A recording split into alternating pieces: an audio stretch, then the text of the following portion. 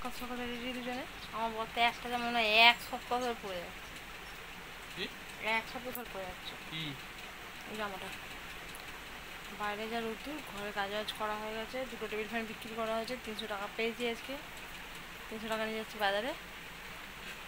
তাও বাড়ির সামনে বাজারে যাবো না, যাবো হচ্ছে বাড়ি ছাড়িয়ে বাজারে, বাড়ি থেকে দূরে গিয়ে। কেন যাবো? কেন যাবো সোজা বাড়ি থেকে দূরে? পালাচ্ছি ওই জন্য তোমাকে নিয়ে।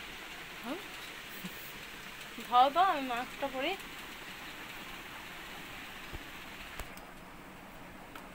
রোদ্দুর,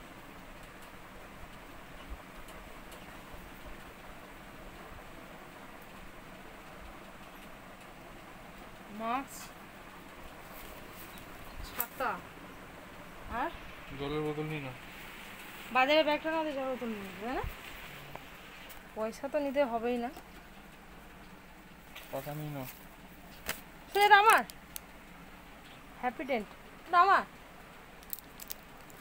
হ্যাঁ, দেখো নাম লেখা আছে। কার নাম লেখা আছে? কার নাম লেখা থাকবে? উল্টোটা কথা, উল্টোটা কথা না কম বলে দিলাম, ঠিক আছে? আমার যদি 10টা বউ না হয় তাহলে একটাই যদি হয় তাহলে একজনকারই হবে।